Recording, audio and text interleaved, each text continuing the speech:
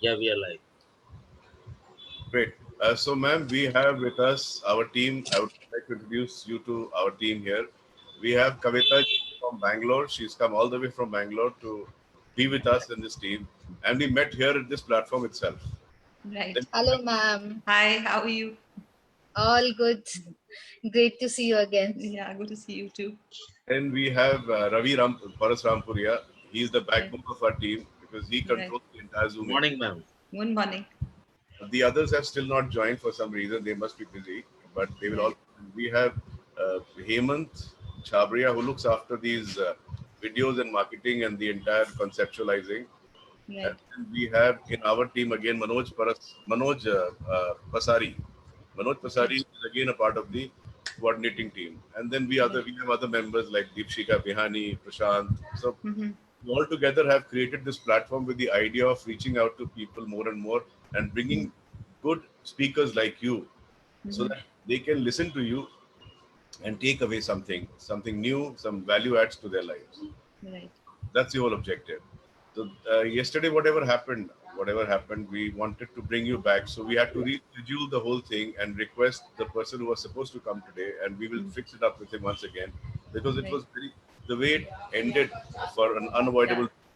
We wanted to continue and give it a good ending, Right. and there were so many unanswered questions that we had to address them. Sure.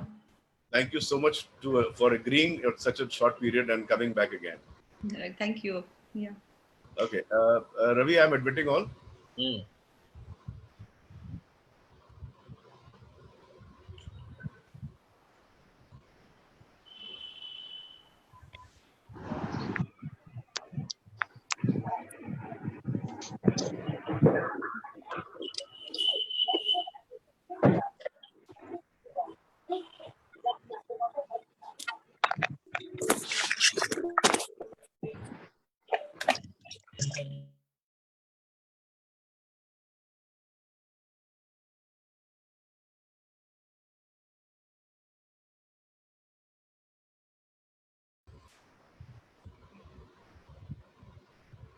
Okay, I think they're coming in. They're still coming in.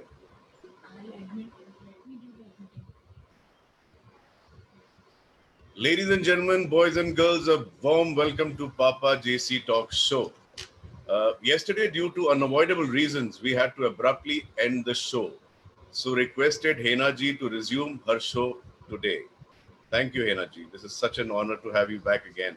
And you Thank you. were so brilliant yesterday that after your show ended, I received so many calls to request you to come back and continue the show. So we were wondering how to go about it and how to bring you back.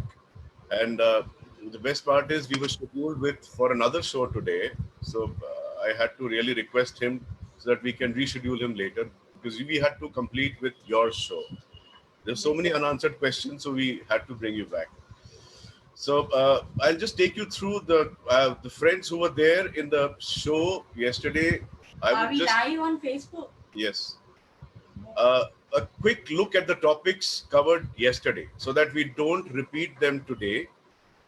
Uh, However, you are all open to ask your questions. You can raise your hands and ask your questions, and in between, whenever you want to, so that we can still answer them if you could not attend your show or you did not get your answers for the questions related to these topics. The topics we covered yesterday: balanced diet and vegan diet, foods that increase immunity against to fight against COVID-19, what milk to have. We discussed all about sugar free as a substitute to sugar. Then we touched a small topic, food for liver to balance the intake of alcohol, which was completely run down and rejected by ma'am. Then we also touched a topic on how to keep a check on UTI, urinary tract infection, through food. So she suggested some things to be added there. Then how to get vitamin D3 and B12 through food. We also touched food for hypothyroid and hyperthyroid patients. We discussed keto diet, okay. Then dietary controls for heart patients. So these are the topics we actually touched and briefly touched them. And Henaji was kind enough to give a good talk on these topics. However, if you want to still ask your questions, feel free. All you need to do is raise your hand and we'll take you on board. Okay, so we move on. In continuing, anything you want to add, Bhena ji? You want to say something about anything about what we had? We chatted yesterday. You want to do a quick look at some answers that you want to people to remember? Not really, but I would like to. Can you hear me? Yes, I can hear. Yeah. So what I wanted to say was about the lockdown. That a lot of people are affected by the lockdown, and it's an uncertain time, and I actually want people to know that lockdown shouldn't mean that you put your health goals in a lockdown too. A lot of people thought, that since everything is shut down, तो अभी मुझे कुछ नहीं करना है. Like especially, people who already in a, who had already started to lose weight, was embarked on that plan. And suddenly because of lockdown, they think that, okay, now I'll eat everything because अभी तो सब कुछ बंद है. मुझे, so जब lockdown खुलेगा तो देखा जाएगा. But what happens when you do something like this is you are regressing, you're going backwards. Now, if you have your health goal was to control your sugar, or to get your HbA1c levels down, which is a measure of how your 3 months blood sugar control was. Now, if you think that, I don't want to do this anymore, I will only do once the lockdown is over, I'm going to enjoy myself at home. It's a very, very wrong approach. Because, at this point in time, nothing is more important than health. Because if you're not healthy, if you have all these metabolic disorders, like if you have obesity or if you have high blood pressure, if you have diabetes, you already have something called a low-grade inflammation in your body, And if you have low-grade inflammation, and God forbid if you get COVID, your risks are much higher. So this is a time to really focus on your health rather than, putting it on hold and wait for the lockdown to get over, because you really don't know when it's going to get over. So that's something, it's very, very important. And when it comes to lockdown, people have been asking me, my patients and, friends and family that, what should we do? Now, because, we are shut down, ab ghar pe baith ke kaise karenge, And again, I'll give you an example. It's a funny thing. Like, doing something healthy is about your intention. It's about your willpower. It's not about the time. Because normal days में लोग बोलते थे भाई मेरे से तो ये सब होगा नहीं dieting because हर रोज तो यहाँ I have so many invitations, I have so many social obligations, यहाँ दावत है वहाँ पार्टी है मैं तो डाइट कर ही नहीं पाता हूँ. And the same person is telling me कि अभी घर में बैठ के भी डाइट मुझसे नहीं हो रहा है because मुझे बार-बार तो फ्रिज के पास जाने का मन कर रहा है. तो आप दोनों तरीके से अगर आपको विल पावर नहीं है और आपको इंटेंशन ही नहीं है तो वेदर लॉकडाउन हो या नहीं हो आपसे ये नहीं होने वाला है. तो सबसे पहले नियत ठीक करनी होगी. बट इस पे एक मेरा पॉइंट ऑफ व्यू डिफरेंट है. I feel that after lockdown we are more into eating home food. See, this is the biggest thing that has happened during this period. Unlike the previous times, like जब lockdown नहीं रहता है तो we are eating out several times in a week. There are times that we are at work और बगल में कहीं चले गए अपने कुछ खा के आ गए. तो ये बाहर का खाना तो ऑलमोस्ट शट ही है. तो I have, a different opinion on this because, आप देखेंगे आपके घर के बुजुर्ग हैं, वो ऐसे भी कहीं बाहर आना जाना नहीं करते हैं और बाहर की चीजें नहीं खाते हैं. But they still have cardiovascular problems. घर में बैठ के खाया हुआ भुजिया हेल्दी नहीं हो जाता है. नहीं ठीक है आप जो कह रही हैं. What I'm trying see because people are making a lot of puris, parathas, samosas when they're at home, because if you see on Facebook, a lot of people are putting a lot of pictures of very nice dishes they are making every day. So I feel इस पे I have a debate here. I have a point of view here. Because मैं भी घर पे ही हूँ. वो जो अपने को जब समोसा बनता है ना एक स्पेशल डिश जिस दिन बनती है ना खाली उसी दिन फ्लैश होता है. बाकी दिन वही सिंपल और बेसिक खाना ही मिलता है घर पे. Because बनाने वाला कुक तो कोई और है नहीं. We don't have a chef at home. People are buying tubs of ice creams. People are getting chocolates. People are getting chips. A lot of packaged food is coming home. See, because a lot of people are doing that. Believe you me. Because, I am dealing with clients. I'm doing my online consultations and they're telling me these things. Okay, we are sitting and eating more. Because जब काम पे रहते हैं तो busy रहते हैं तो उतनी भूख नहीं लगती है. और यहाँ पे घर पे बैठे, especially the male folks, बैठे सिर्फ TV देख रहे हैं, WhatsApp देख रहे हैं and they're eating. So what I'm trying to say, see, it differs from people to people. Of course, some people have gotten very healthy, but it's all about your willpower, you know, whether if you want to do something healthy, you don't look at the time and of the day, or, you know, the situation to do something healthy, you know. Yes, I agree to that. I mean, in fact, what you are saying makes a lot of sense, that we have to decide when to stop, draw a line, and then move ahead with that determination that we have to take in someday.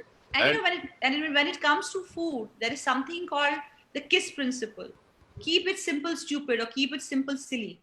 You know, when you try to make it too difficult, that's when it becomes overwhelming for you, and you don't want to do it. can I get that? What is that KISS principle? KISS. Yes, it's Wow. called keep it simple, silly. Okay, good. At least now I have a new meaning of KISS. Okay, fine. So, can I move on to the next question, because we have some questions which we did not cover yesterday. In the meanwhile, those who have questions to ask, you can send them on chat. Kavita ji is taking down these questions to ask, ma'am, or otherwise you can raise your hand and straight away come forward. We'll invite you, unmute you, and you can talk. Okay, the next question that we have is, diet to be followed by patients with poor kidney function, particularly if they have creatinine levels which are borderline or at the higher level. So when it comes to a person who has CKD, a chronic kidney disease, and has lowered, higher or borderline high creatinine urea levels, see, a few things are very important here. Number one is your protein intake. Now, a lot of people, they really decrease their protein intake because, you know, they fear that extra protein is going to damage the kidney. But very often we see in our clinical practices that people who are vegetarian, whose diet is anyways, some people already have lowered, you know, they're already taking less protein. Suddenly they bring their protein levels to so low that it becomes dangerous for them. So it's not low protein, it's adequate protein. So depending on the person's weight and everything, we calculate the protein intake for that person and design it around that. So at least depending on the level of your kidney function, the protein intake can be between 30 to 50 grams of protein, you know, but this is something technical which we calculate. But, you know, completely making your protein zero is going to give you more muscle loss, and extra muscle loss means more urea and more creatinine. So you have to have adequate protein. You can't become no protein, right? Number one. Number two, which is extremely important, is to check your potassium levels. Because, you know, people with kidney problems tend to have higher or lower potassium. Most people we see tend to get higher potassium, and high potassium can actually put you at an imminent risk, you know, can cause cardiac arrest, you know. So potassium levels needs to be checked, and you have to leach out potassium from your foods. Like most vegetables and fruits are very high in potassium. So you have to have the low potassium foods, the low potassium vegetables. Dals is something which you should, you know, avoid or even leach it. So again, it's worked around the person's requirement depending on his, his parameters. The other thing is water. Now, depending on how much water that person is retaining because of kidney problem or kidney failure, we work out the water level. So if you are excreting whatever you are excreting, we add like 1000 ml to that. Or a general figure which is used is 1500 ml, you know, water or fluid the whole day. So this is in a nutshell your protein intake, your potassium levels, your water, and also sodium. So a lot of patients, you know, whose sodium tends to be high, then we tend to ask them to be on a low salt diet or a very, very low salt diet. So it varies from person to person, you know, depending on their biochemical parameters or their blood works. So to keep the potassium in check, what are the things we should not have? Suppose if somebody has a high creatinine, you mean something? No, creatinine is different, okay, and potassium is different. Okay. Okay. So potassium, if it is high, then you have to eat foods from the low potassium list. Like, you know, there are 4 or 5 fruits that you can have, like, you know, guava, apple, papaya, pineapple, rose apple. But you can't have mangoes. You can't have, you can't have bananas because they're very high in potassium. And creatinine, if it goes up also, it's not going to put you at risk immediately. But potassium, if it goes up, it can actually really put you at risk for a heart episode. You can have something called fibrillation of the heart. You know, so potassium is something which really needs to be monitored closely, because dal is another thing which is very high in potassium. So what we do as a general guideline, we ask patients to leach their vegetables. Leaching vegetables means that, you know, you either wash your vegetables 4 or 5 times and throw the water and then cook it, or you boil the vegetables, throw the water, and then cook it. So that way you're removing the potassium from the food. See, potassium is one, mineral, electrolyte in the body, which is, omnipresent. It's present in most fruits and vegetables. It's very difficult to get rid of potassium, really. And then again, another problem which some kidney patients have is they get itching in their body because the phosphorus levels also tends to go up. So if the phosphorus levels goes up, then you have to eat less dairy products, like, milk and all these things have to be taken off. Again, if you have like a very high potassium all the time, it's not improving even with the dietary changes that the doctors give you, potassium sparing diuretics, or they give you phosphate binders also, so that, you bind the phosphate. Now, one thing which a lot of people do wrong is when they take phosphate binders, they take it anytime. If they take it anytime, it will not bind the phosphorus. You have to take it with the meal. Like many times we see patients are taking medications also and they're doing the diet and still they don't get proper results, is because the timing of the medicine or the meal is not right. And I also feel that, people with CKD should definitely exercise, because, kidney patients tend to lose muscle very easily. So if they exercise, they can keep their muscles intact, because muscle loss means, high creatinine and high urea. I get it.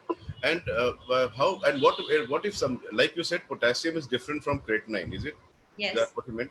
So if somebody has a high creatinine, what food he should not have and what he's allowed to have? See, as I told you, it's about depending on a person's creatinine level.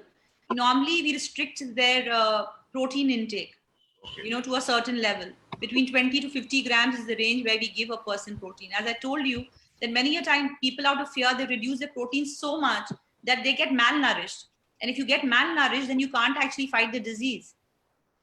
But then I was reading somewhere. In fact, I was always a borderline on creatinine, always about borderline, not over the line, but borderline. Last 6-7 months, I quit non-veg completely, and my creatinine level has dropped down to 1.1, 1.2. Yeah, so your protein intake must have been very high, Yes. But I again, was purely a non-vegetarian, so I stopped. So it dropped down to 1.1, 1.2.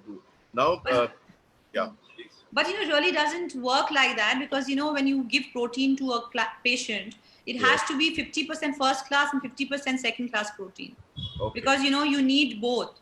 So I mean, in your case this would have happened, but there are a lot of people who are vegetarian all their lives, and even then they have high creatinine. So they have never had non-vegetarian food and still have high creatinine, because the kidney is not functioning properly. So it's not about food, it's because the function of the kidney has declined. That's why you're having high creatinine. You could have had like an acute episode, maybe, it was just like not a chronic thing. You just had a problem because of fever or because of some infection, your creatinine went up. Then this can be seen. But if you have a chronic kidney disease, which has happened because of, prolonged hypertension or diabetes, or even because of analgesic abuse, अगर आप बहुत painkillers खाते हैं और आपने damage कर लिया kidney को, तो अगर kidney सही function नहीं कर रही है, तो creatinine कहीं किसी का बढ़ता है, या किसी का potassium, sodium, किसी को बहुत water retention होने लगता है.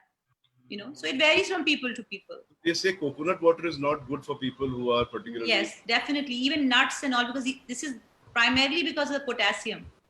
Coconut water is prohibited because of potassium. But if you have normal potassium, there are a lot of CKD patients who don't have problems with potassium. They don't have to stop having coconut water. Only if you have, say, if you have higher potassium, don't have nuts. एक चीज मैं देखती हूँ, हम amongst us Indians, जब भी कोई बीमार होता है, हम लोग उनको मौसमी जूस पिलाना शुरू कर देते हैं. Yes. जूस हम लोग समझते हैं कि जूस पिला देंगे तो बहुत बड़ी चीज कर दे रहे हैं किसी के साथ.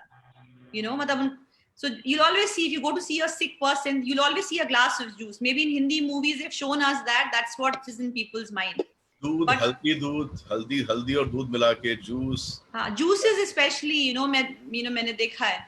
So lime, sweet lime, मौसमी juice is also very high in potassium, and अक्सर kidney patients को लोग पिला देते हैं, उनका potassium बढ़ जाता है, वो hospital पहुंच जाते हैं. Okay. आंवला again immunity के लिए बहुत अच्छा है, तो आंवला is also very high in potassium. So that many times you see these things people do, and when it comes to kidney ailments, one also has to refrain from Ayurvedic supplements and all those kind of things, because they can be toxic to the kidney. So it's a medical condition. So you can't really use your emotions to deal with a kidney patient, you know. Okay, then we have a kidney-related question, one more. Which food to be avoided for a person suffering from kidney and has gallstones, which has kidney or gallstones? And there are stones in either kidney or Is the person asking about kidney stones or kidney disease? no, stones in kidney Stones. or gallbladder. See, the gallstones and the kidney stones are a little different. You know, I mean, they can be. See, for gallstones, we say if you have something called kulthi ka dal, you know, it's very good, you know, to get it out. But it all depends on the size of your stone. If it's a very big stone, you know, if you do, you know, all these ghar ke nuske and all that, and if God forbid the stone shifts and gets into your bile duct, then you can damage your pancreas also. So, you know, it's not very easy to deal with a gallstone if they are big. Then they have to be removed. If you're asymptomatic, your doctor may ask you not to remove it and just keep it like that. You know, it all depends on your symptoms. Kidney stones, again, you know, a lot of people who don't drink enough water, who get dehydrated, especially people who work out in the gym, you know, and they're not hydrated enough, you know, they tend to, some people who do who have rapid weight loss, you know, some people who, you know, do very faddish diets and don't eat and do funny things and lose drastic amount of weight, like 12, 15 kgs a month and things like that. They are very prone to kidney stones and gallstones also. So, you know, don't get into something like that, like a drastic weight loss program ever, if you are prone to kidney stones or gallstones. Even people who follow keto diets, there's a side effect of keto diets where you can end up with kidney stones because, you know, keto diet does cause rapid weight loss. That's why hydration is very important. If you drink enough water, it will get flushed out, you know. You are suggesting ways to prevent kidney stones from forming, but here the question is if the person already has kidney. Yeah, so I said, you know, that is the, you know, for gallstones, if you have that kulthi ka dal, it really helps. For kidney stones, again, having water, the hydration, you know, if you drink enough water, it can flush out depending on the size of the stone. What dal you said particularly? It's called kulthi ka dal. Kulthi, yeah. Okay. See, these are, you know, simple things which can be, you know, you soak the dal in water overnight and you just drink that water every morning. As far as kidney stones are concerned, depending on whether you have oxalate stones or calcium stones, you know, then we tell people if you have oxalate stones that don't have spinach, don't have, you know, a lot of tea, coffee, and all those kind of things, which can exacerbate the condition. But there's no way, you know, that, you know, through nutrition that you are going to get rid of the stones. You know, depending on the size, they're very small, you might be able to, but if they are big, it's not going to happen. So we move on to the next question. Now, this is a very, very typical subject, a diabetic patient. I mean, there are so many questions related to diabetes, one by one. The first question, it says, very simple question, very innocent question. Why diabetic patients have craving for mithai? Yeah, they have, because the sugar levels fluctuate in the bodies. You know, when the sugar tends to go on the lower side, you know, you tend to crave for sugar. And then the other thing which happens is, you know, when psychologically you're told to not do something, then that becomes, you know, that's something which is what you want to do. You want to break the barriers. Yeah, you know, because you feel deprived. I have seen a lot of diabetic patients who told me that I never liked sweets earlier, but just after I got diabetes, I crave for sweets. So it works both ways because your sugar levels are fluctuating. So, you know, you tend to, when your sugar goes a little lower on the lower side, you feel lack of energy, that's when you want to have sugar. And also, you know, because of the psychological impact of it. Next question is whether sprouts are beneficial diet for diabetic patients. Sprouts. Yes, of course, it's a good thing to have. It's a good source of protein, you know, so, and good source of fiber also. So it's a good thing to have. What is a diabetic exchange diet? Well, diabetic exchange diet is nothing where you have something called the carbohydrate exchange. Like, you know, you list the names of different food items, and on the next column, you give the person that, you know, like if you have one slice of bread, this has this much of carbohydrate. If you have this much of rice, it has, so you can interchange. Sometimes you can have bread, sometimes you can have rice, and you know exactly the amount, you know, to have. So it's basically the amount, the exchange, you know, like this is equivalent to that kind of a thing. That is what is called a carbohydrate diabetic exchange diet. So you will have a list of fruits, and you'll have a portion of fruits which you should have. Okay. You know, like say there'll be mango. You know, a lot of people will say diabetics can't have mango, but If you have mango, you can only have half a cup of mangoes. If you have grapes, you can only have 12 pieces of small grapes. So these are the exchange, which is equivalent to one apple. So when you have to figure out this plan of to give a diet for a diabetic patient, you look at what? You look at the blood levels, and then you determine the pattern of food habits to be incorporated. Is it? What is very important when you prescribe a plan to a person is first look at his cultural influences and his dietary preferences. See, if you are on a diet, this is something which you have to do for a long period of time, right? So we can't give you very, something which is something which you don't eat. It has to be worked within the frame of your own lifestyle. Like say you have a job, you're diabetic, but you have a job which is a night shift job. So I can't ask you to wake up early and do that. Lead a life of a person who's a morning person, because you won't leave your job to have a good diet, will you? So it has to be worked around your lifestyle rather than the other way around. Like many a time people fail to make lifestyle changes is because, we try to tell them to not do too many things. There's a very dogmatic approach. It has to be a very comfortable way of, adopting a lifestyle or adopting a diet, if something which works for you. So it's a very bespoke, a very tailor-made plan. So before we go to the next question, I'm going to just read out the number you suggested yesterday of your secretary. If anybody wants to connect with you, it's 983-626-7516. Kavita ji, could you please write it down on the chat? 983-626-7516. Okay. Now this is the number that somebody has to connect with you. Can call up and ask for an appointment so that you can figure out ways to give them a plan for diabetes, because particular diabetes is such a subject that people want to get rid of and they don't know how to. Okay, the next question on diabetes is, most diabetics are asked to reduce weight. What about those who are underweight? They should try. See, it's not about reducing or gaining weight. It's about being normal weight. Because see, if you are excess weight, you tend to have more insulin resistance, and that's when you won't be able to control your sugar. Like you will need more medication. You will have to do more to control your sugar than if you are normal weight. And underweight diabetics are also prone to to uncontrolled diabetes. Like if the overweight diabetic has problems controlling their sugar levels, the underweight diabetics also have problems controlling the sugar level. And at the same time, people with at both the end of the spectrum, underweight and overweight people, they are more prone to infections also. People who are underweight are very prone to falling sick easily. They catch infections very fast. So they have to get their levels up. They have to put on weight if you are very, grossly underweight. Okay. Then it says that which foods are absolutely a no-no for a diabetic patient? There has been a paradigm shift in the way we treat diabetes today. It's not what it was earlier, like in the 70s, 80s, like no bananas, no potatoes, no rice. It's not like that anymore. We can work out most of the things, but the portioning is what is important. But of course, if I have to really list down or put a finger on certain foods, I would say maida is something which you should not have. You should not have things made of dalda, not too much of fried food. Occasionally is okay, but on a regular basis, you shouldn't, So these are things like pure sugar sometimes, once in a while, kabhi एक चम्मच चीनी डाल ली चाय में तो कोई problem नहीं है, लेकिन अगर आप हर रोज you are using plain table sugar in your in your tea coffee, then it's not okay.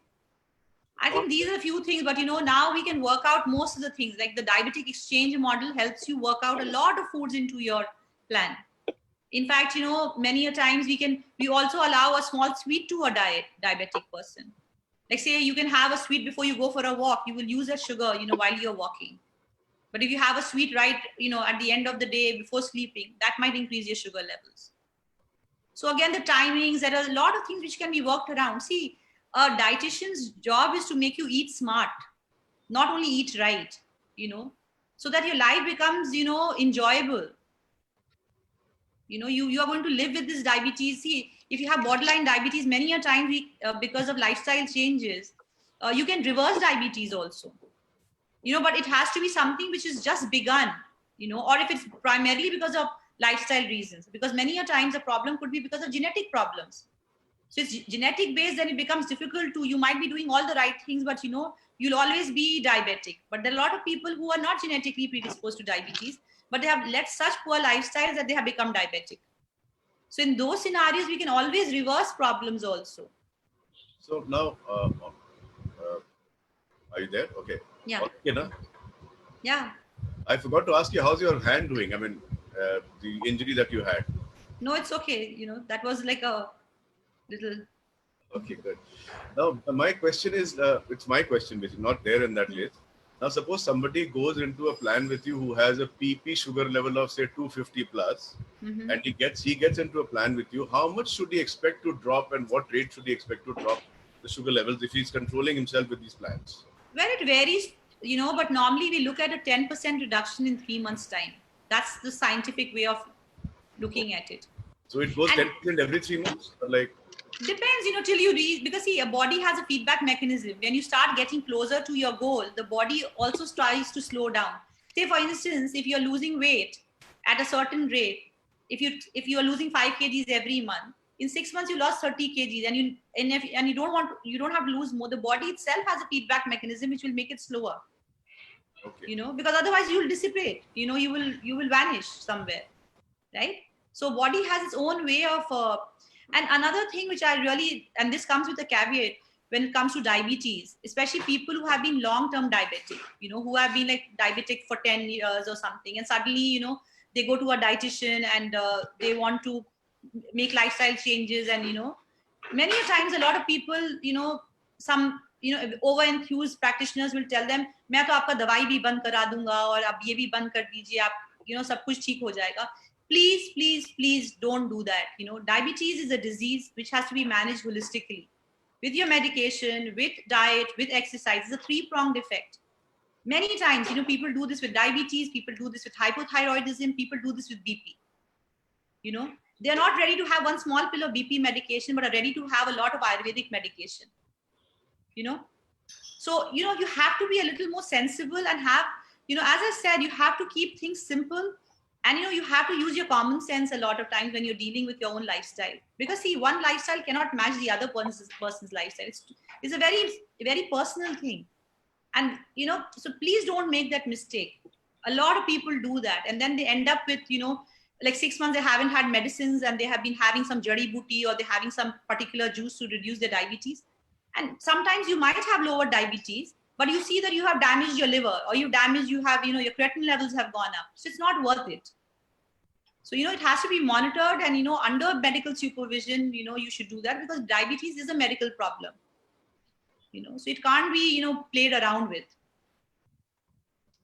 So now there's a relevant question that's come up in the chat box. What type of biscuits would you suggest for a patient who has high BP and borderline sugar? See, biscuits is one thing which is not a very healthy food item. It's something which should be used for an emergency. When you don't have anything and you're feeling hungry, it's a snack to go for during those times. Otherwise, you eat more wholesome food. But if at all you like biscuits, if you have your hypertension, don't have the namkeen biscuits, the ones which have a lot of salt in them, because it can increase your sugar, your BP. A lot of biscuits, which are like, they use very low quality trans fat in them, which is dalda or margarine. Again, that's bad for the heart because if you have high BP patients, you have high risk for cardiac problems later on. So if you have consumed a lot of these, local bakery biscuits or cookies or what you may call it, they use very low quality margarine or dalda in them, which is very bad for the heart. So you have to, if you're picking up a biscuit packet, you have to look for 3 things: no salt, no trans fat, and also high fiber. If at all you need to have biscuits. Good. In the meanwhile, if you want to ask questions, please raise your hands. We'll unmute you. You can directly ask the questions. We have another relatable question because this was discussed yesterday about sugar-free as a replacement for sugar people with diabetes. And you had said it is not a bad thing to have. It's absolutely safe for a diabetic to have sugar-free. It makes life a little more sweeter for them. They can enjoy some sweet in their life. Okay, good. The next question that we have in the list is, can a diabetic have rice regularly? Is brown rice better to have for a diabetic patient? See, well, as I said, there's no problem with rice anymore or with potatoes or bananas anymore. It's about the quantity.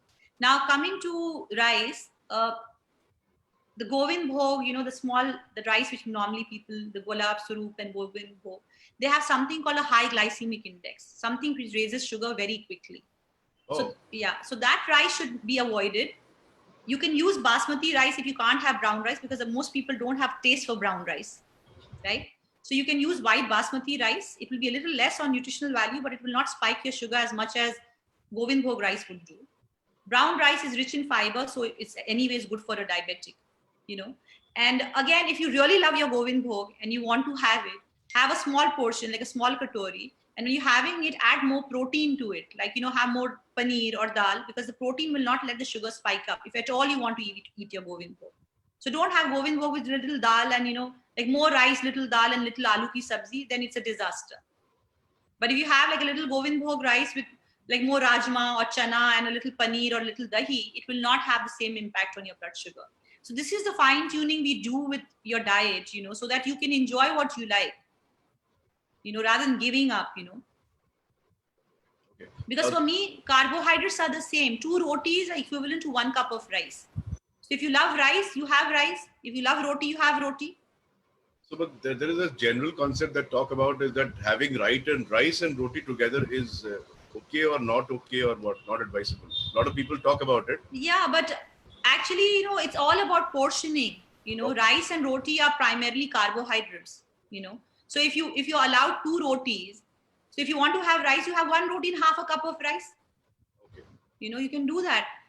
So basically, it's a misconception that they say you should not have rice. You should either have roti or have rice. ऐसा कुछ नहीं है कि साथ में. ऐसा नहीं है, but a lot of times we dietitians tell people, because many a time when people have 2 different things, they tend to overeat. Okay. So that's way, we tell them, sometime when we see a patient can't control the portions, we tell them, अच्छा भैया आप 2 ही रोटी खाना और मत कुछ खाना. Basically, it's more of a psychological treatment rather than a scientific. Yeah, there are some people, who give some funda to it, but actually there's no scientific explanation to that.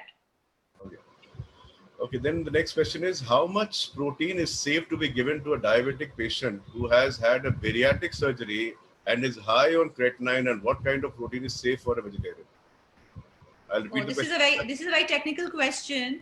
Yeah. Because see, a bariatric patient does need a lot of protein in the diet, because if they don't have protein, because weight loss is very rapid, so they will have less fat loss and they'll have rapid weight loss with more muscle loss. And if you have more muscle loss, then the creatinine will go up. So it's a little dicey situation over here. So again, depending on the level of creatinine, we have to work out a scientific plan for a person like this. This is something which can't be discussed in a forum. This is a very technical thing which has to be worked around. So I would request the patient to please go and visit her, or take a direct opinion rather than asking at this forum, because it cannot be answered here. Yeah, it's a very complex, you have to see a lot of parameters. So it's a unique case and it only matters to one person. The others might not be taking it. Yes, true. Okay, we go into the next question. Does papaya, oranges increase sugar level of a 72-year-old who has a constipation issue? No, not really. Papaya, and if you have a cup of papaya, now of course if you have 1 whole papaya, it will increase your sugar level. But a serving size is 1 cup of papaya, and oranges is 1 medium orange. So if you're diabetic, you can't have 2 servings of fruit together. You have to eat 1 serving of fruit at 1 go. So you either have a cup of papaya or you have 1 orange. So they can have it on a daily basis without a problem. Yeah, of course they can have. Maybe it's his favorite fruit, so he was asking in case. Fine. Okay. Any more questions coming on diabetes as a topic? Because we will go into the next one. Kavita ji, do you have more questions on this subject, please? On diabetic? No, I don't have any such questions on diabetics. Just this was, do oranges increase sugar levels? That was the only thing. And are there any signs? Okay, yes, ma'am. If you have too much oranges, it will increase your sugar level. And especially, please refrain from orange juice, because when you have orange, you have 1 orange, and orange comes with a lot of fiber. But when you have an orange juice, you are actually squeezing 4 oranges to make 1 glass of juice. So, it will anyways increase your sugar level if you're having orange juices. And for diabetics, you should really avoid fruit juices. You have the real McCoy, have the fruit. Okay. There's one more question. Are there any signs and symptoms that my sugar levels are too high? What do we do if our levels are too high? No, I didn't get the question. Are there any signs and symptoms that my sugar levels are too high? What do Yeah. we do if it is too high? See, symptoms of, if you have blood sugar, the first few symptoms which comes is excessive thirst, excessive urination, feeling of weakness and fatigue. These are symptoms which you have, and that can happen for various reasons. So if you have a doubt, the first thing is that you have to check your blood levels and see if you really have it rather than pondering over it, So, and if you have a genetic, predisposition, if it runs in your family, that you could probably have it. And if you are a very sedentary person and who do a lot of wrongful eating, maybe sometimes you can check, you may not have symptoms at all. Okay, now there's another question that's popped up. Can we have fruits, empty stomach, especially diabetic patients who drinks black tea without sugar? Diabetic patients have fruit empty stomach. Yeah. Can they Well, have? not encouraged. First thing in the morning, if you have, fruit on an empty stomach, it can raise your sugar levels in the morning. Yeah. Kavita ji, you can answer the other question. Ask the other question. People can have it also, but it all depends. If you tend to have a higher fasting blood sugar, if you have a predisposition to that, and you get up and have a big bowl of fruit in the morning, it will tend to raise your sugar levels. But if you're a diabetic and you are going for a walk in the morning, you have a fruit and you go for a walk, you will use that sugar, so you can have it on an empty stomach if you're walking in the morning. So it depends on their personal habits, and then Yes. accordingly it's incorporated. Kavita ji, your next question, please. You can ask any other question that you have. Okay. What is the diet that needs to be followed by ladies facing PCOD? Any specific food that needs to be avoided? See, PCOD patients, I think I answered this question yesterday also. What is the most important for them is that they have to keep their weight in check, because there's actually no cure for PCOS. You have to lose weight to control the symptoms of polycystic ovaries. Now, excessive carbohydrate is not good for PCOD patients. They have to reduce their carbohydrate intake because they normally have insulin resistance. Some of them have problems with dairy products. If they have hormonal problems, sometimes in some cases we have to ask them not to have dairy. But again, it depends on the person's, if you're a vegetarian and if your, vitamin D3 is very low, then we have to give you dairy products, So it varies from patient to patient, but in general, you have to reduce your carbohydrate intake, like your roti, rice. Don't have white refined products like maida, white rice, white pasta. You should have like more of the brown and the whole wheat versions. You should not have sugar. Sugar is actually very, very bad for polycystic ovarian syndrome. You need to have more protein in your diet, so that your insulin levels are kept stable. Number 3 is, exercising is very, very important for them. Stress again, and you have to deal with your stress, because it's more of a hormonal problem, because if you're too stressed out, it again affects the other hormones also. And lastly, PCOD patients have to have a lot of patience, when it comes to losing weight, because weight loss is very tough when you have polycystic ovaries, and a lot of people get very dejected and they feel nothing is happening. My friend is working out, especially happens in young girls. So they see another friend of theirs is probably doing the same diet and working out and losing 3 kgs a month, and this person is just losing half a kg a month. They have to understand that, things won't be that the same for them. So patience is a prerequisite if you want to improve your PCOD symptoms. Any tips for weight gain for females in their 20s, vegetarian? See, number 1 is, weight, it's actually a big topic, this one again. Weight gain means gaining it the right way. If you gain weight by having a lot of fat, then, sometimes you don't gain weight, but your cholesterol and your triglyceride levels goes up, So weight gain means muscle gain. So you have to actually, the first thing which you must do is start doing strength training and go to the gym and work out and bulk up. Now, since in the lockdown, you can't do, upload videos which teaches you strength training. So you have to do muscle building exercises, use high calorie fruits, have a lot of nuts, have the healthy foods which are higher in calories to gain weight. Not the junk food to gain weight, because that will, cause health issues to you. When we have vegetables in Mongolian life counter or veg saute, is the nutrient intact? And is it properly digested? See, well, cutting of any vegetable, whether you cut it at home or just on any, in a buffet or anywhere, in a party or whatever, cutting of vegetable does cause a little bit of nutrient loss. But if it's kept properly, you may not have any. You cannot completely, stop the loss of nutrients. But again, the hygiene bit comes in, and I think in most places they do follow certain things. So don't worry so much about it. There will be little lesser nutrients, doesn't matter, but you'll get your fiber because when you in a party, if you have a Mongolian platter with a lot of vegetables, the vegetables will fill you up. It will give you more fiber, and you'll tend to eat less. So you can go ahead and have your Mongolian platter in a party. There's no problem. Ideally, the pyramidical structure of heavy breakfast, average lunch, and light dinner. Is it okay, or should it be the other way around? Well, there are a lot of different philosophies, but this is something which has been, there for ages, that you have a heavy breakfast and a light, dinner. It works for a lot of people. It doesn't work for a lot of people. So, dietary therapy is very, very personalized now. In fact, there's something called nutrigenetics, which I practice. We give diet chart based upon your own genetic makeup, So, but, like if you are a person who is very active in the morning, you go for work in the morning, you should have a heavy breakfast because that will give you the energy to sustain you throughout the day. A heavy breakfast will, make you have less cravings for food. But then at the same time, a lot of people are doing intermittent fasting also, who don't eat breakfast, when they wake up, and they are, for 16 hours, they are fasting. So, to each their own. Actually, it's about what you adopt. If you pick up a certain style of eating, you stick to that. But, for a normal person who's not on a diet, this whole philosophy of having a heavy breakfast and a light lunch holds water. Yeah, it should be practiced. Which type of Protein X is best for weight loss? Which type of Protein X? Protein Any X, protein yes. supplement? Yes, is best. Well, for there's weight loss. nothing which is, there's no protein supplement which is best for weight loss. There are different protein. You are eating protein to get protein, not, which may cause weight loss, but there's no there's no protein supplement which will directly cause weight loss. But if you're wanting to have a protein powder or a whey protein shake or something for breakfast or for any meal, you can choose from good brands.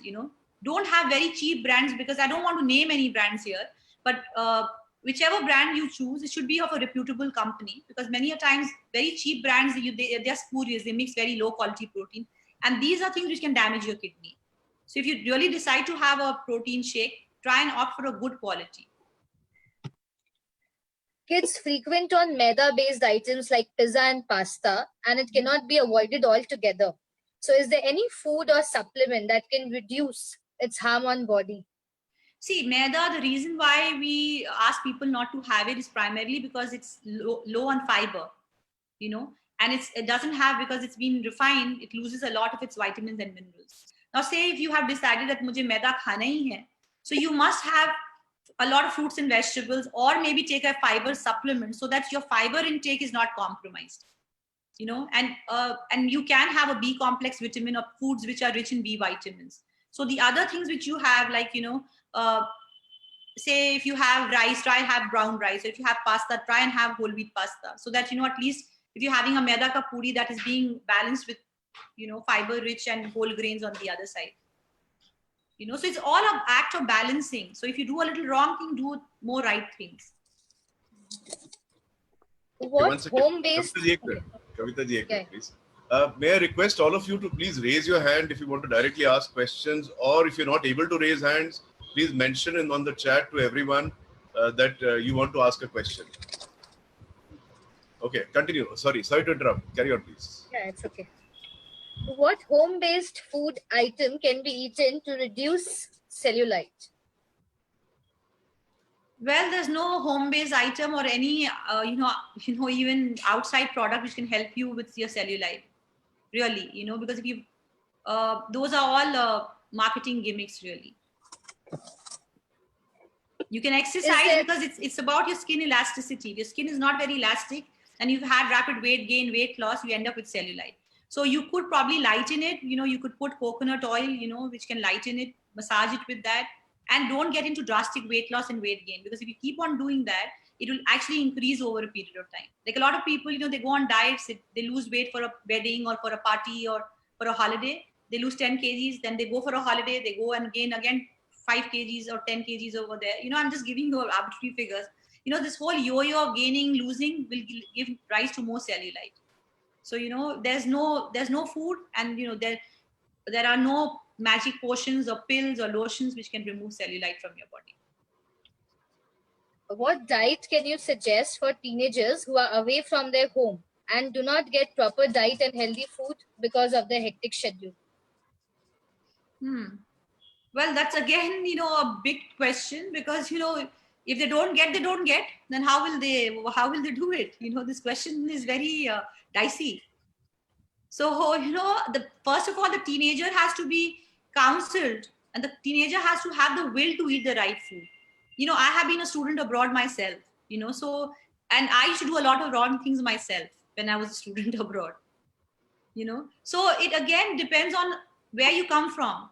Because if you're studying abroad, I don't know where this particular teenager is from, but if you're studying abroad, you have both the options available in front of you. It's you who have to make that choice, whether you want to eat healthy or unhealthy, right? So the child has to be counseled, to understand the value of eating healthy. That's the first and most important thing, because if the child doesn't have the will to do that, he will not do it, because the choices are there. The easy things for a child who's staying away from family is, maybe they can buy some yogurt tubs and keep in their rooms or their hostels.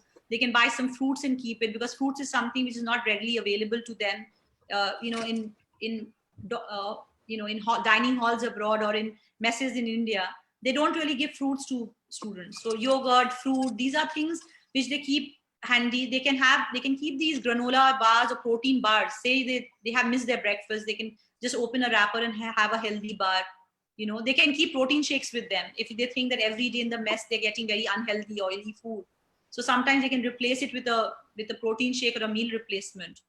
So these are things which they can do. And if they can have the means of having a small refrigerator of their own, they can stock some healthy food for themselves, because many a times it's about availability. They're so busy studying that they can't go out and buy things sometimes. So, if things are available, life becomes easier for them. Okay, we have a hand raised by Simi Gupta ji. Would you like to ask a question straight away? I'm just unmuting you. Okay, you are. We can hear you.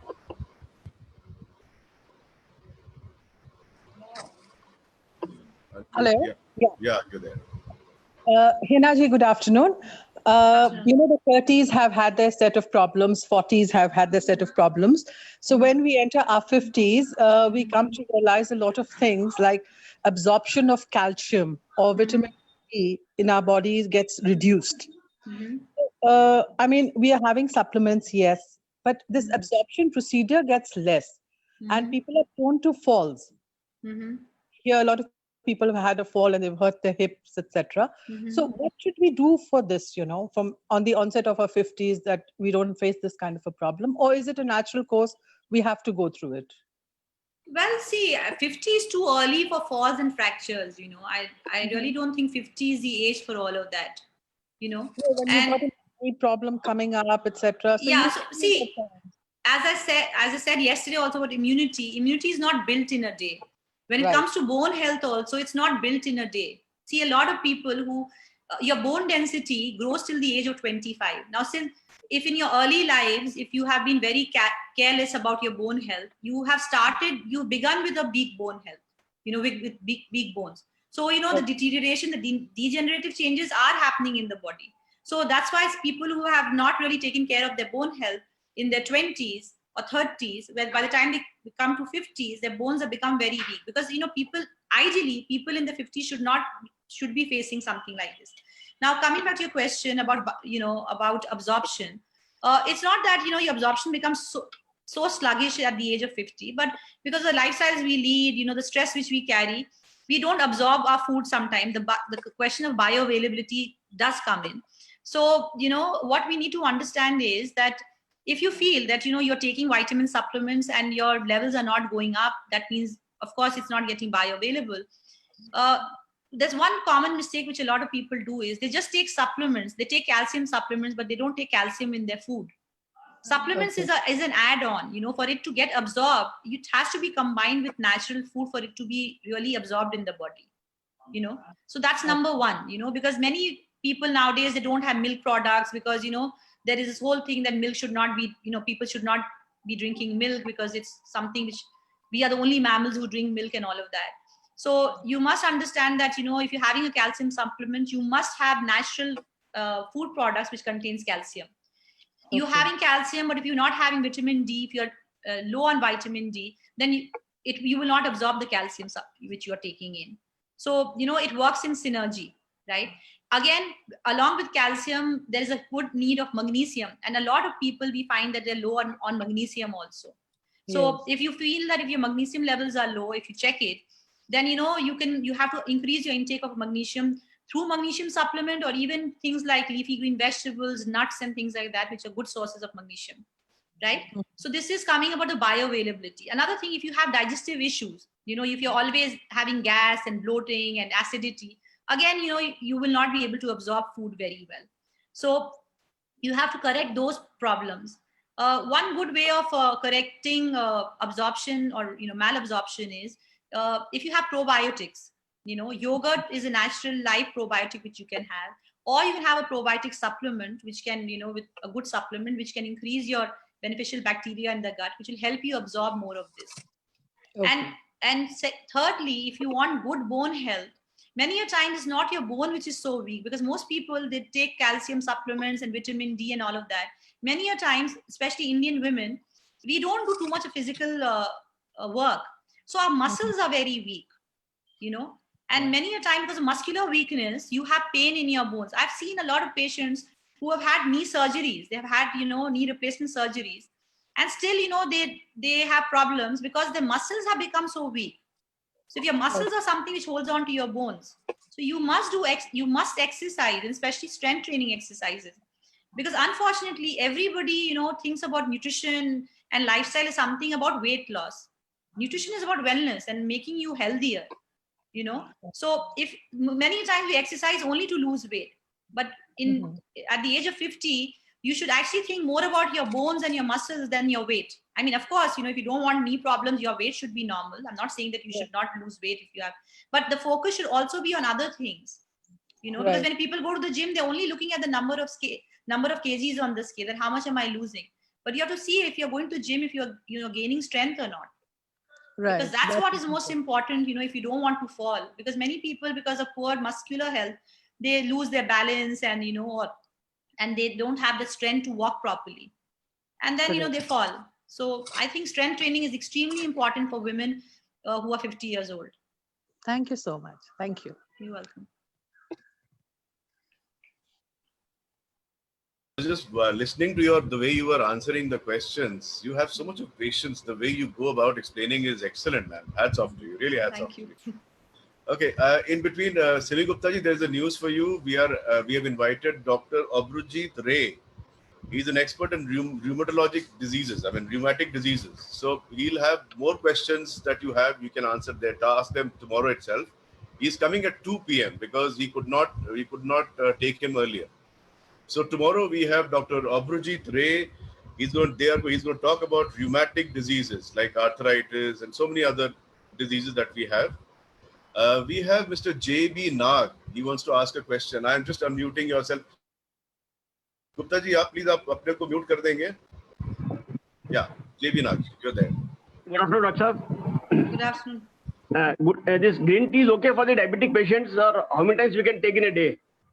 Green tea is not a problem. It's very rich in antioxidants, so it's actually good for diabetics. But if you are prone to acidity, you know, or gastric problems, you shouldn't have green tea on an empty stomach, you know. Okay.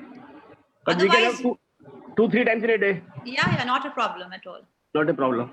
Yes. Thank you. Okay. Is high intake of water good for diabetic people? Again, it depends on how high is the water intake. See, normally you need to have between 2 to 3 liters depending on the weather conditions. If you live in a very humid, you know, weather, then and you're sweating a lot, you're exercising, then maybe your water intake can go up to 3 liters, you know. or maybe, you know, if you're really doing excessive vigorous exercise, maybe even 4 liters, but nothing beyond that. Too much of water again is a load on the kidney, you know, and if you're diabetic, you have chances of, you know, kidney getting affected. So don't put too much of pressure on your kidneys with excessive water intake. One more question lined up here is, please advise food habits after gallbladder removal, things to avoid. After gallbladder surgery, people have a little weakened digestion. So especially for fat, you know, so they have to reduce the fat intake drastically in the first few weeks of gallbladder surgery. But then after, you know, slowly, they should try and introduce little fat, you know. But if you've just had a gallbladder surgery and after 2 weeks you suddenly will have a samosa, you will have a problem. And many a time, say if you're going for a party or something, you can have something called bile salts, like a tablet called Enzar Fort, which will help you, you know, digest your fat, you know, before you have a heavy meal. Okay. So, you know, it has to be gradually, you know, increased. You can't just have a surgery and, you know, after 1 week you start having a lot of oily food. You won't be able to digest it. So, you know, for first few months, you know, you have to eat food which is less on fat, less on oil, and gradually, you know, you increase it and then see how your body copes with that, because the body adapts to the gallbladder surgery. Okay. Next question that's come up is carbohydrate-free dinner. What to eat? Vegetarian, non-vegetarian? Vegetarian. So then it will be paneer, tofu, you know, it could be, you know, chillas. It could be some bakes you can make. Okay, great. Kavita ji, over to you again. Questions, please continue. Yes. Is sattu considered a good source of protein? Yeah, it is. It's not a first-class protein. It's a second-class protein, but it has a good amount of proteins, an inexpensive source of protein and carbohydrates. It's not purely protein. So it's a good source of energy. Is ice cold water good with food or without food? I have no problem with ice cold water. You know, the temperature of water has nothing to do with weight. You know, as far as medical nutrition therapy is concerned, temperature of water has no problem. That's more to do with Ayurveda. Taking 1 teaspoon or 1 tablespoon of coconut oil, empty stomach, does it help in curing thyroid? Is it true? I don't think there's any scientific evidence behind that. Is it advisable to take lemon in hot water, empty stomach, for keeping healthy? Not a bad idea, because the lemon is rich in vitamin C. So if you have it, you know, it will help. It is going to give you more vitamin C, which is a good antioxidant and a good immune booster, but not for weight loss. If not a diabetic, then sugar is better in daily life. If so, how much for a middle-aged woman? Pardon, I didn't get the question. If not a diabetic, then sugar is better in daily life. How much for a middle-aged woman? See, if you're not diabetic, you know, if you look at the WHO guidelines for sugar, a normal weight or a normal person, a woman can have between 4 to 6 teaspoons of sugar a day. You know, so it can be had in various forms. And people who have sugar need to understand that there are a lot of sources of hidden sugar. Like, you know, things like biscuits which you have sugar. Even the tomato ketchup you can have sugar in them. So if you're having, like, you decide to have 4 or 5 teaspoons of sugar in a day, then, you know, you have to look at the other things also, like the sweets which you have, and, you know, the other food products which may have hidden sugar in it. That was a long question. A 50-year-old female has developed an allergy towards milk in all its forms. What should she do to make up for the missing nutrition? She is also taking HRT and is taking calcium and D3 supplements. She has lost weight considerably after the surgery. See, well, she's doing everything. She's having the calcium supplements. She's having the vitamin D. So, you know, we had milk primarily for this reason. So that's being supplemented through the diet. At the same time, from the food perspective, green leafy vegetables, sesame seeds, these are, you know, are rich sources of calcium. So she can include that in her diet. She can have certain nuts in her diet. And she can possibly have like you know, like a nut milk, you know, or a soya milk, if, you know, if it's allowed, because in some HRT treatment, soya is forbidden, in some they allow it. So she has to ask her doctor if she can have it or not. Is there any alternate? Okay, sorry. Yeah, no. So because in some treatments, these HRT, hormonal replacement therapy, some doctors encourage soya, some don't, because soya is again a good source of protein because she's not having milk. So maybe her protein intake is getting compromised. If she's a non-vegetarian and if she can have eggs, she should try and eat some eggs also. Is there any alternative to protein powder? Chicken, egg, fish, milk, cheese, all these things, yogurt, dals, your lentils, What are the chickpeas. food items to keep PP in check? PP, blood sugar. Yes, blood sugar.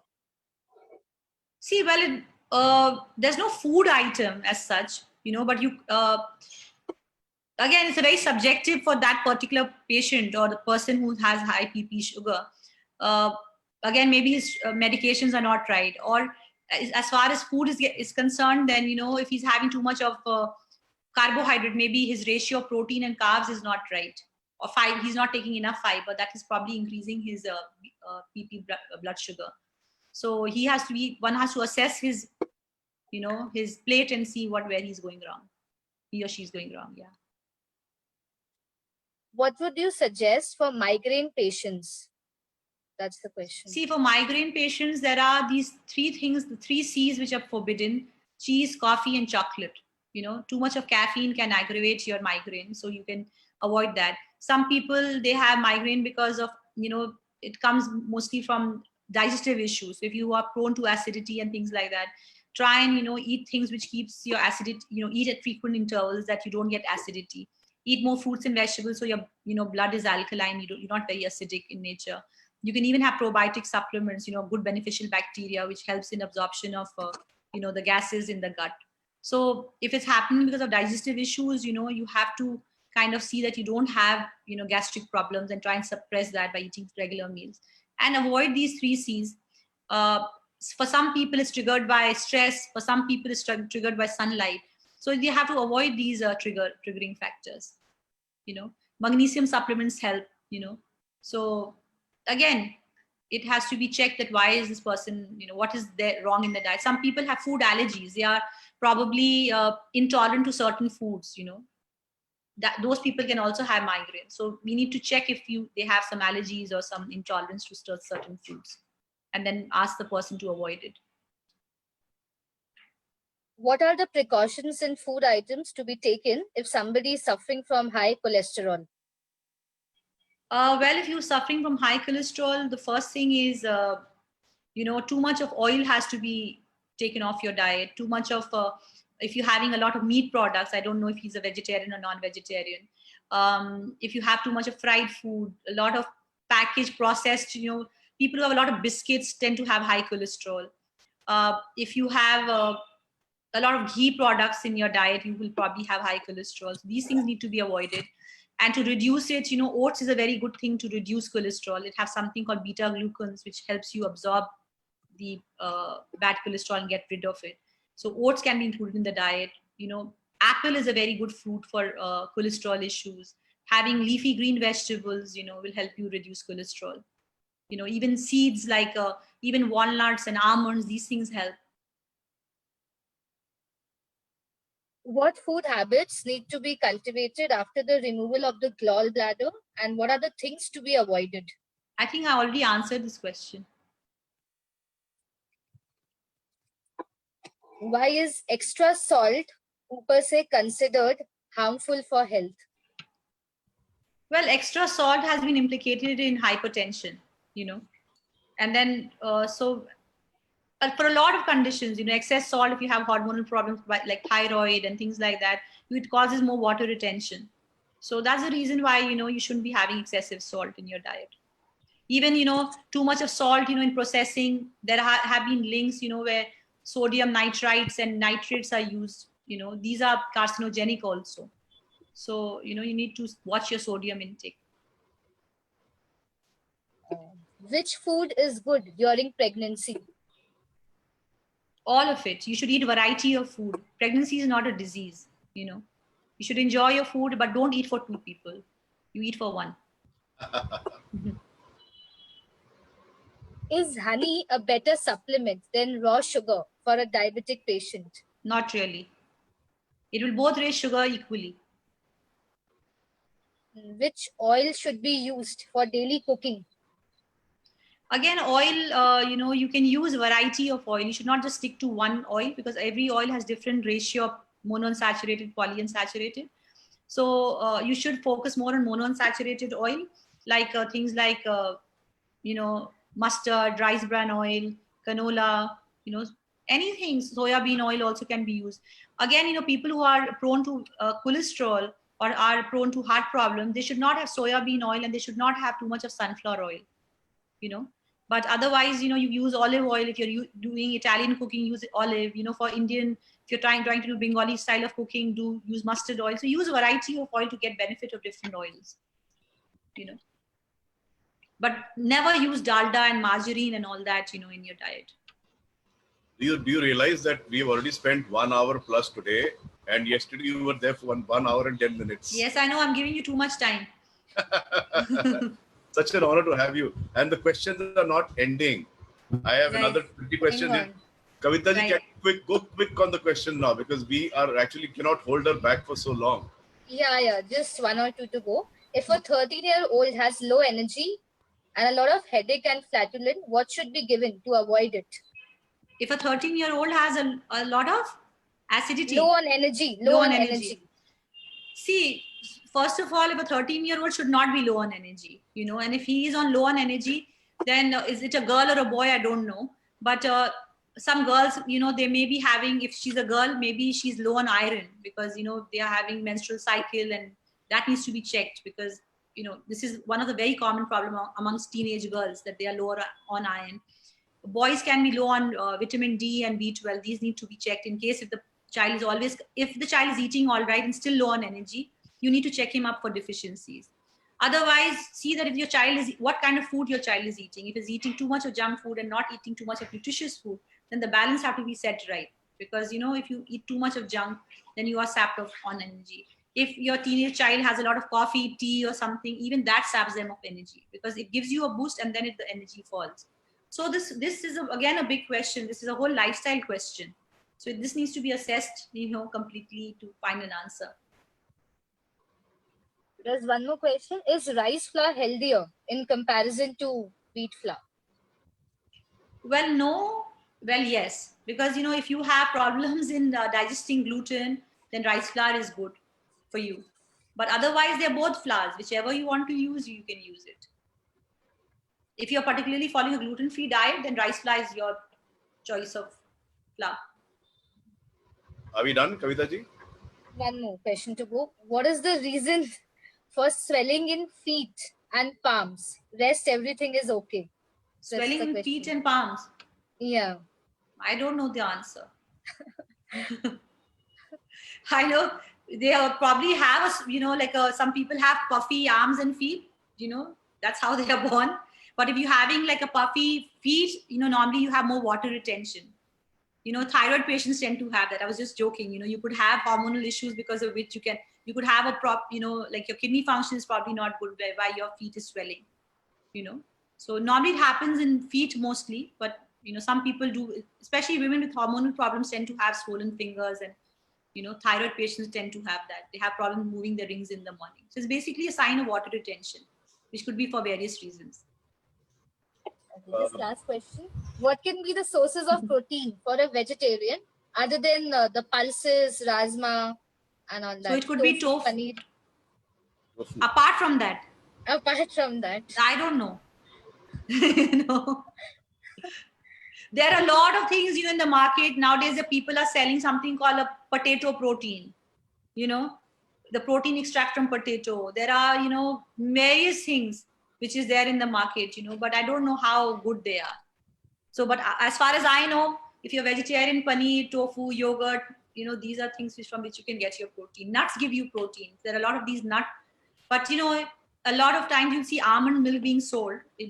A lot of people who are on a keto diet do that. But if you are drinking almond milk for protein, remember that almond milk only gives you 1 gram of protein. So you're just wasting your money on almond milk if you're looking for protein in there. But if you have just almonds, like 11, 12 pieces of almonds, you'll get your protein from there. I have a question here. Kavita ji, are we done? Yeah, I think just one question came up. Is chola rajma chana replaced with rice and roti? It can be replaced. Can be replaced with rice or roti. Chola, rajma, and chana. Weird If question. you want to, you can. I mean, it's up to you if you don't want to have it. But Can be. The question is can be. See. Can it be replaced? Rajma and chana are eaten for protein, right? And rice and roti are eaten for carbohydrates. So if you want, so if you don't want to have carbs, you can definitely replace. Okay, we have two hands raised. One is Reena Sharma ji. Thank you, Kavita ji. We have two hands raised. One is Reena Sharma ji. I'm unmuting you. Please start your question. We have very less time now. Hello. Sir, first of all, thank you so much for such a lovely show. And ma'am, you are just too good because you have so much of patience of answering so many queries. I have just one query that I have low BP and low hemoglobin. So what would you suggest I should add up in my diet, please? So definitely because of a low hemoglobin, probably, you're having low BP. So you need to see why do you have low hemoglobin? What is the reason behind it? Are you low on iron? Are you low on, B12? Because there are different reasons for anemia, So first that needs to be checked. Depending on what, the reason for your anemia is, that needs to be corrected. And see, one thing for to increase hemoglobin, there's something called Kule Khara Saag. I don't know if you've heard of that. Bengalis have it. This is a special saag which is grown in Bengal. If you, take a handful of that saag and you crush it and, you extract the juice out of it, mix it with some water and drink it every morning. It's very good to raise hemoglobin, right? And since you have low BP, you can have a little salty food, have a little more salt in your diet, which will help you increase your BP. And eat iron-rich foods like, leafy greens and, have things like roasted chana and jaggery. There's an atta called amaranth, which is rich in iron, which can help you increase your hemoglobin. So, you have to look at your iron levels and ferritin levels to see if it's okay or not. Some people who have, chronic anemia, chronic low hemoglobin, that could come from even parasitic infestations. You can even consider deworming in case if you have some worms which is not letting your hemoglobin count go up. You could also be having some, I hope you don't have any other ailment, any liver problems or anything.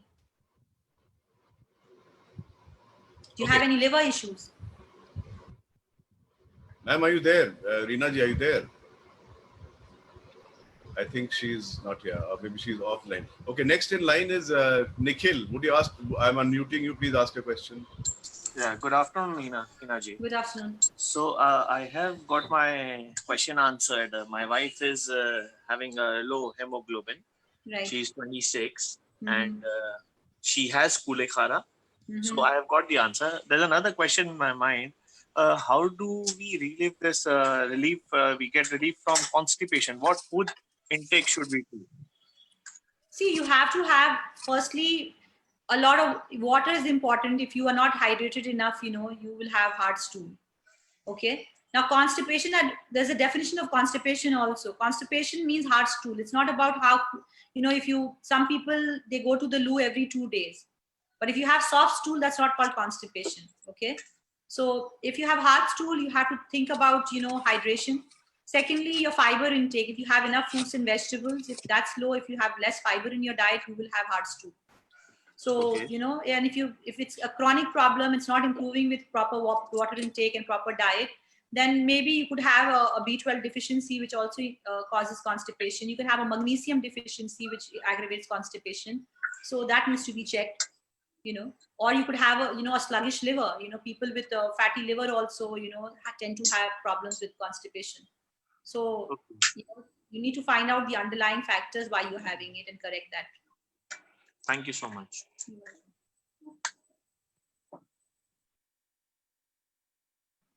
Okay, I had muted myself. Okay, can we have some objective answers, quick answers to some questions lined up? Quick so that we can wrap it up fast now. The question is, what can be eaten between meals or to satisfy hunger pangs without Fruits adding on and to waistline? fruits and nuts. Perfect. How to reduce your tummy by controlling food? Does avoiding grains help? Yeah, if you have too much of grains, reducing grains will help, and by exercising. Good. Is losing 4 kg for someone who is 50 plus very difficult? Not really. Age is not a barrier for weight loss. Okay, good. If you have reached menopause and your metabolic rate has slowed down, what are the most effective foods to rev up your metabolic rate? This cannot be answered objectively, but exercise is really going to help. And maybe decrease the amount of food you eat. Eat less, move more. Good. What is role of this one is good. What is the role of club kachori, puchka, jhalmuri, papad role in dieting? They can be worked out in your diet if you do all the right things. So they can be adjusted. Of course, it can be. Oh, lovely. Any type of protein X diet for weight loss? Any kind of protein X diet? Yeah, I don't know. High protein diet maybe. Yeah, there are, but I can't answer that objectively. We can take it up at the end. So let's go to the objective ones. What should be fat percentage in diet for a physically active person? And what are the ideal fat containing food can one have? This from someone normally a fat, if you look at the ratio of carbs and fat and all of that, your diet should be between 25 to 30% fat, or between 20 to 30% fat, depending on your weight is how it's calculated. And if you want to have fat, have the good fats, from nuts, from fatty fishes, from, avocado. Avocado, again, is not something which is commonly eaten, but nuts is there, fatty fishes are there. You can have a little bit of ghee if you want to. So yeah, these are the sources through which you can have your egg yolks have a good kind of fat in them. So you can have all of that. Will calcium rich food add onto it? So if how to manage the required calcium? Add onto it. Will calcium rich food add onto it? Onto what? I don't know. I couldn't follow. Anyways, let's skip. Which foods can help in relieving constipation? You have already answered. Yes. I have a lot of gas in my body when I eat from my tiffin, and the same food eaten at home, nothing happens. Any relevance? You don't like it, probably. It gives you stress. It causes, maybe, the oil, the food, because when it gets cold, maybe your food is very oily and the oil comes up. So when you eat it, it probably causes problem. Then, you eat oily food, which is hot, you don't really, it doesn't get onto your throat so much. But when you have oily food, which is cold, it sticks to your, your gut lining, and then you can get acidity quickly. Maybe reduce the amount of oil in your food, in your tiffin. Okay, that could be adding to gas. Yes. Okay. We have Harish here raised his hand. I'm unmuting you. Harish, you are live. Yeah. Good afternoon, ma'am. Good afternoon. I have a question. If somebody is having a regular vitamin tablets or capsules or any medicine, and due to that, if that vitamin level is increased in the body, which one is harmful, which one is not harmful? If it is excess in your body. See, there are some vitamins which are toxic to the body. Like say if your vitamin D levels goes up really high, it can cause toxicity to the liver and things like that. But a lot of other vitamins like vitamin C, vitamin B12, they are water soluble. So, if you have taken a supplement and you've absorbed it a lot and, it's gone up, then just stop it. It will not cause you any harm. Which one is harmful and which one is not harmful? I have a question of that. What is, I didn't get any vitamin, if excess vitamin is there in your body due to taking the medicine. That's what I said. Vitamin is harmful. Vitamin D, if it really goes up, it's harmful to the body. But if the other B12 goes up, it will not harm you. The water-soluble vitamins will not cause harm. But, so that's what, if you're taking any supplementation, especially if you've taken vitamin injections or something like that, you should, after taking the injections, you should actually check your levels at what level it has gone up to. Because many a time, some people take injections, even after taking injections, the levels don't go up. So it varies from people to people. So it's always should be followed up and checked. And any supplementation which you do, you should do it for 3 months and always recheck your blood levels to see if your levels are okay or not. And don't have any supplements continuously like having too much of calcium supplements, you've closed your eyes and you've been eating calcium supplements every day, for 2 years. So excess calcium can be very harmful to the body. It can lead to stones in the body. It can cause calcification of arteries. So, you know, any supplementation should be had not for more than 3 months at a go. Thank you. Thank you, Harish. Can you please mute yourself? We have Sonal Kothari. I have unmuted you. Yeah. Good afternoon, ma'am. Today, this has been a lovely session, and today I realized the importance of nutritionist in life. Right. Anyway, my question is: I'm a Marwari, and cooked food, when kept in fridge and we have it next day, it's considered to be harmful. Not really. No, not at all. The whole of the Western world, they make food for 1 week and, you know, put day 1, day 2 and stock it in the fridge. And with the modern day refrigeration system, I don't think this is not a valid question. It's not harmful. Okay. You know. It's not harmful. No, Okay. not at all. Thank you. Yeah. So what proportion of dry fruits can be given in the morning? Should it be raw or soaked? Dry fruits like badam, anjeer, kishmish, dates. See, if you're watching your weight and if you have too much of dry fruits in the morning, like, you know, an assortment of dry fruits, it will give you a lot of calories, you know, because dry fruits and nuts are very high in calories, right? So you should not have too much of it. Again, it varies. If you're an underweight person, you can eat more because they are healthy sources of calories. So, you know, it all depends on your weight, that how much can you have or not have. Thank you so much. And now we go to one quick question, simple quick question. It's like a rapid fire text. Okay. Can you please clear few myths about food? Wheat atta is not good, or jawar, which is better? Wheat atta, jawar? They're all good. All good. Barley? They're all good. Everything is good. You should eat variety. Paneer or tofu? Whatever you like. Normal salt or Himalaya salt? I mean, specifically brand mentioned. They both have sodium. So they both are equally the same. Okay, diabetic patients should not eat poha and suji? Question. They can. They can. Jaggery can be used for diabetic patients? Not too much. Within your sugar limits. No carb at dinner time? Question. Can be done. No milk and milk products should be consumed for diabetic patients? No. You can consume milk and milk products. Drinking warm water throughout the day, good or bad? Not bad. If you like it, you can have it. Anything specifically one should or should not? No, there's nothing should or should. As I said, temperature water has nothing to do with health. Mineral water, good or bad, if drinking only that? It's okay from a safety point of view. Okay, but then they say that you have a lot of minerals missing actually. Yeah, so I mean, again, you know, if you are living in an area where the water is not good, you know, it's too much of iron, then you can have mineral water. Okay. Any more questions left? Kavita ji, are you there? Yeah, just one more question.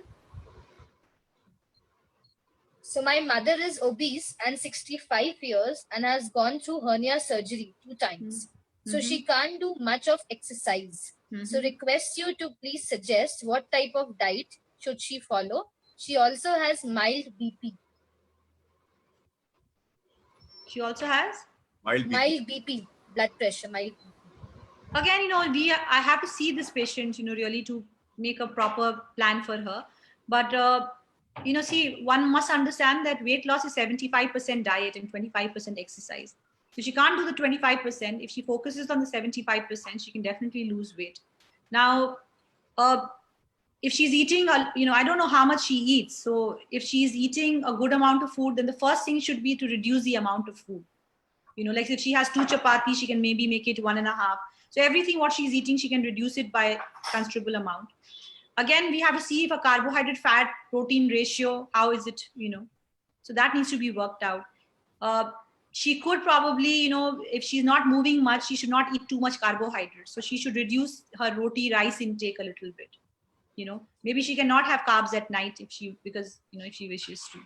So this is a very generalized, you know, she can reduce her oil intake also, like her food should be cooked in less oil. So all these things can be done. Maybe her milk should be low fat. She doesn't have sugar. These are general things which she can do. We had a quick poll right now. Just now we had a quick poll asking about the session for today, their feedbacks. Right. 97% people said excellent, 3% said good. Okay. That's nice. Brilliant. I mean, this is probably very, very good figures. Now we have Karishma ji waiting with a question. I am unmuting you, Karishma ji. You can ask. Hello. Good afternoon, ma'am. Good afternoon. Ma'am, I wanted to know that my child, he's to boost immunity for him, what to give to him. He's an 11-year-old boy. Why he doesn't have a good immune system? He's not having at all good. Why do you say so? He's taking homemade food. He's not taking almond and all, but like he's very prone to allergy very fast. See, allergies are different. You know, allergies and immunity are different thing. You know, allergy is something which you get because your body responds adversely to certain allergens. And immunity is something which is different, you know, like how you respond to infections, how you fight a cold or a fever, that's your immunity, or how you fight diseases. Actually, his body doesn't gives him permit to fight much with that, with any disease. Okay. With simple cold and cough also. The first thing which I want to ask is because a lot of children, they don't sleep enough nowadays. You know, they are very sleep deprived. I don't know if your child is doing that. He takes for 8 to 9 hours sleep. He's having his proper. Okay, then that's fine, because sleep is one reason why a lot of children have poor immunity. Does he play any sport? Is he active? Yeah, cricket. He is very much active. He doesn't sit the whole day. Okay, then that's again another tick. So that's good. Now, if he still has a lowered immunity, things like vitamin D is very important for immunity. Things like vitamin C is very important for immunity. So his milk intake, you know, are you vegetarian or non-vegetarian? Vegetarian. You know, so then of course you have to give him a good high protein diet. Maybe his protein levels are not enough. So see that he has enough dals and yogurt and paneer and all that in his diet. And he eats, does he eat enough or he eats less? No, he eats normal diet. He eats, but he doesn't take much of that dal and yogurt and all. Yeah, so I think the protein is going low in his diet. So and he's low in D3 also. Yeah, so those things have to be improved, because that will help him with his immunity. You know, give him, if he likes, you know, if he's not overweight, I suppose. No. So you can give him some, you know, orange juice or a Mosami juice or something like that. You know, like a small glass of it. You can give him, make him have some nuts. Okay. And ma'am, one more thing. What should we take for decrease in B12? Like I am having low B12 also. So B12, unfortunately, in vegetarian diet, we don't have enough B12. Yeah. So you will have to take supplements, or if you can start eating eggs, you could start that. Okay. Thank you, ma'am. You're welcome. Thank you. Could you please mute yourself, ma'am? Good. So yeah, Kavita ji, you have questions. Yes. Yeah, there's a request from someone from the forum to elaborate on intermittent fasting. Intermittent fasting. Oh, we have discussed this topic yesterday. We have discussed in short. If you want to they want it to be discussed once more. So there's a request for it. IF diets have become very popular recently, and which means that you are not eating for a prolonged period of time, and you're eating for a small window, you know, and you can eat whatever you want in that window, basically. That's the whole tenet of this diet. Okay. So you can do 16 by 10, where 16 hours you're fasting, 10 hours 8 hours you're eating, or you can do 14 by 10. Okay. And the whole purpose is to make you eat lesser calories, because when you eat for a lesser period of time, you eat less. And that can lead to weight loss.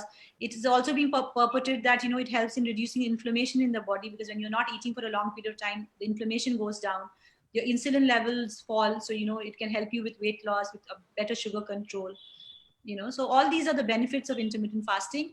But the disclaimer is that if you're prone to too much of gas and acidity, if you're on diabetic medicines, you know, maybe it's not a diet of choice for you. Brilliant. I mean, any more questions, Kavita ji? Yes. Is RO water considered good? Yeah, it's good. It cleans the impurities. I don't know. I'm not so much of an expert on RO, so I'm not the right person to ask this question. You seem to be an encyclopedia. Chalte firte encyclopedia. You have all the answers. Practically, you've answered almost 99% of the questions. But these are my questions. This is my subject, actually, you know. It's so fast, so quick. You're going like तुरंत जैसे Google भी fail हो जाए आपके सामने. Right. Thank you. इज्जत अफजाई के लिए शुक्रिया. Thank you so much for being here. Harish, again your hand is raised. I'm unmuting you. You want? It seems that you want to take you have to pay for it. Huh? One more question. In No, case but of migraine, Harish. ऐसे देके जाना होगा भैया. Second time आ रहे हो आप. कहाँ भेजना है बोल. अच्छा ठीक. Please carry on. Good afternoon once again.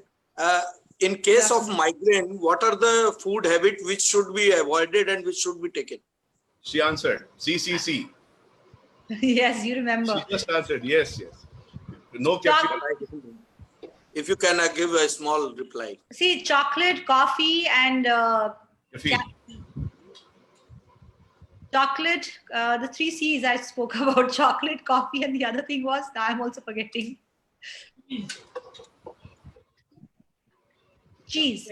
Chocolate, coffee, and cheese. These are things which have been shown to, trigger migraine in some cases. So caffeine intake per se, not just coffee, but a lot of tea consumption, or if you have too much of cola drinks, these can trigger migraine. But it varies from people to people. Some people have it because of a digestive trigger. So if you're prone to digestive problems and that triggers your migraine, then you have to look at the root cause of that. You could have food intolerance, you could have food allergies, which can trigger migraine also. Or it could also be because some people have it because of stress. When they get too stressed out, they get it. So you have to identify what your trigger is, Okay. And, you need to keep your bowels clean and, have enough water and hydration. Magnesium supplements help. So these are things which can help with migraine. Thank you. Harish, from next time, please log in on time to get the answers correctly at time. We are making her repeat the answers again. So tomorrow we have another very good session with Dr. Abhrajit Ray on rheumatology. Man, you should also join. I mean, maybe he's a very good speaker again. Sure. Kavita, are you good to go? Are we done? Yeah. There's a request from Naveen Goenka that he's having an issue in raising his hand. He wants to speak to ma'am. I can't locate him. Can you unmute him? I can't locate him. Ravi, can you help in unmuting him? Naveen Goenka. Yeah, I've unmuted myself. Well, yeah, you'll see me. I've got a profile picture. Yeah, I can. There you'll be able to see. Thanks for this informative session, doctor. I have a very short question. My wife has historically a low pressure, around 70. She's leading a normal life. Any specific food to avoid? Not really. Go down further. I mean, she should. One thing which she should not do is that, especially when she's going out somewhere, especially in hot summer, in fact, now nobody's going out, but, or if she's doing a lot of household work, maybe while she's doing it, she could make an ORS with salt, sugar, and water and keep on sipping on it so that, she doesn't have chances of the pressure dropping further, especially when she's doing some strenuous work, activity, or she's in a humid condition, or, if she's cooking for a prolonged period of time, then she should probably exercise caution. Thanks. Just to add what you had answered to Harish's question earlier, interestingly, I take tea as a placebo when I get migraine. In fact, it heals my headache. So you take, I didn't get your, I didn't understand what you're saying. Whenever I have a migraine, I take tea, and many times it helps my headache to go away. Okay. So it's then again a contrarian view.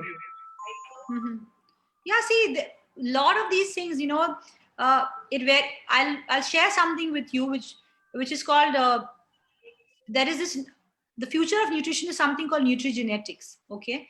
Now, what we have seen over a period of time is that a lot of people, they don't behave in the same manner with the same food, right? So a very interesting example is caffeine sensitivity. Now, there are some people who are fast metabolizers of caffeine, and there are some people who are slow metabolizers of caffeine genetically. And we do this genetic testing and we get to know that. So people who are fast metabolizers of caffeine, they actually do well on caffeine. Caffeine will help them, protect them from heart disease and cardiovascular problems. It's actually beneficial for them. But people who are slow metabolizers of caffeine, they will have problems with caffeine. So, dietary therapy is not one size fits all, but there are some generalized things which we say to people, which is very generic. So, any dietary advice comes with a disclaimer that, it may suit you, may not suit you. Thanks, doctor. That's very You're welcome.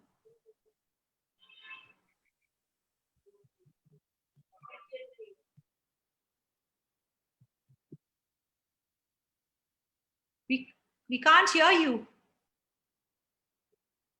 I must thank you, Hena ji. Today you gave us exactly 1 hour and 38 minutes.